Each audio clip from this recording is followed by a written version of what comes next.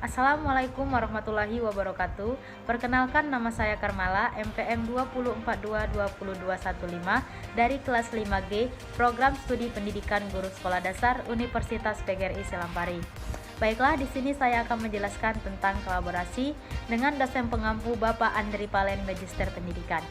Yang pertama, kolaborasi dalam pengertian sederhana adalah proses di mana berbagai individu atau sekelompok bekerja sama untuk menyatukan ide, pendapat, atau data dengan cara yang teratur dan sistematis.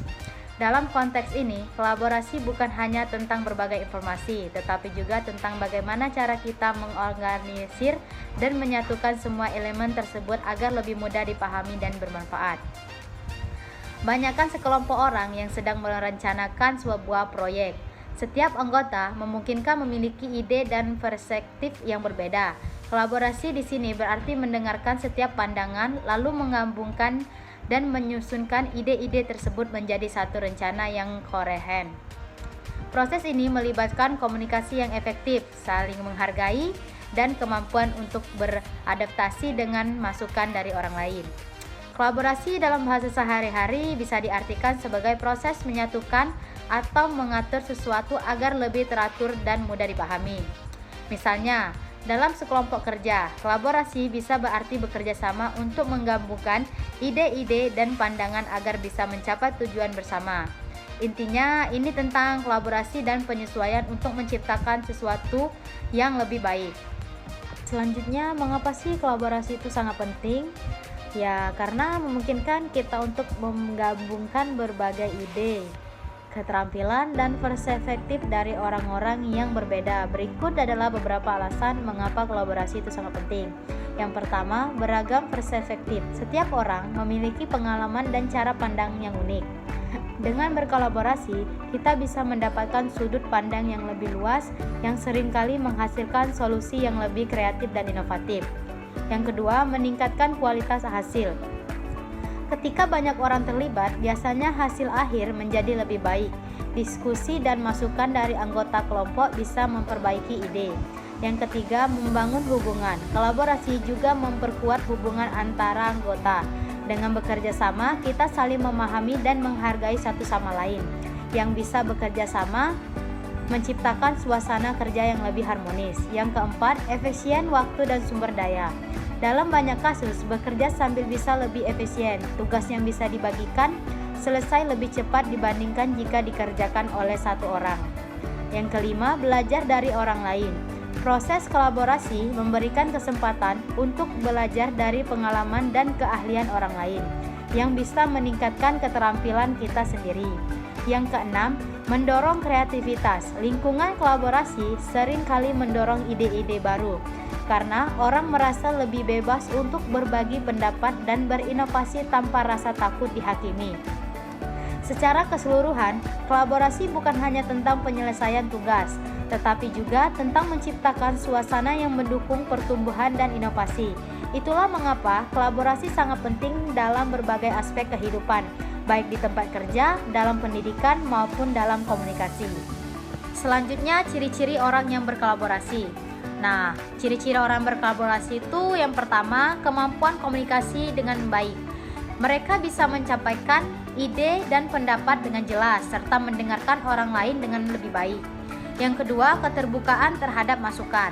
Nah, mereka itu bersedia menerima kritik dan saran, serta tidak merasa terancam dengan pendapat orang lain. Yang ketiga, sikap kolaboratif. Mereka lebih mementingkan kerjasama dibandingkan persaingan dan selalu mencari cara untuk membantu tim mencapai tujuan bersama. Yang keempat, empati.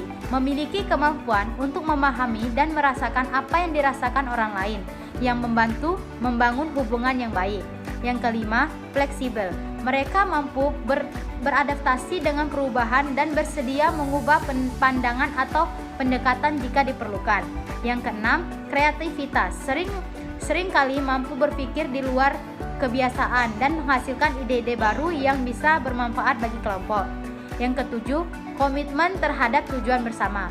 Nah, mereka ini memiliki kesadaran akan tujuan kelompok dan berusaha untuk mencapainya, bukan hanya fokus pada kepentingan diri sendiri. Dengan ciri-ciri ini, Orang yang berkolaborasi dapat menciptakan suasana yang positif dan produktif, baik dalam tim maupun dalam komunikasi yang lebih luas. Selanjutnya, bagaimana cara meningkatkan kolaborasi? Meningkatkan kolaborasi terdapat beberapa cara. Yang pertama, fasilitas komunikasi yang terbuka. Dorong diskusi terbuka, di mana setiap orang merasa nyaman untuk berbagi ide atau pendapat. Gunakan alat komunikasi yang efektif, seperti diskusi grup. Yang kedua, bangun kepercayaan. Ciptakan lingkungan yang aman dan saling percaya. Ini bisa dilakukan dengan menghargai kontribusi setiap individu dan mengakui pencapaian kelompok. Yang ketiga, tentukan tujuan bersama. Pastikan semua anggota memahami dan sepakat dengan tujuan yang ingin dicapai. Ini akan membantu menyatukan visi dan mendorong kerjasama. Yang keempat, latihan keterampilan kolaboratif. Sediakan pelatihan atau workshop untuk meningkatkan keterampilan komunikasi, penyelesaian konflik, dan kreativitas dalam tim. Yang kelima, berikan ruang untuk berinovasi. Dorong anggota untuk berpikir kreatif dan memberi mereka kebebasan untuk mencoba ide-ide baru tanpa takut gagal. Yang keenam, kelola konflik secara positif. Ajarkan teknik penyelesaian konflik yang konstruktif agar perbedaan pendapat dapat dikelola dengan baik tanpa mengganggu hubungan. Yang ketujuh, rayakan kolaborasi bersama. Ketika kelompok mencapai tujuan, luangkan waktu untuk merayakannya. Ini akan memperkuat rasa kebersamaan dan motivasi. Dapat kita simpulkan bahwa kolaborasi adalah proses kolaboratif di mana individu atau kelompok bekerja sama untuk mencapai tujuan bersama. Baiklah, itulah tadi yang dapat saya sampaikan mengenai kolaborasi. Apabila ada salah kata dalam pengucapan, saya mohon maaf.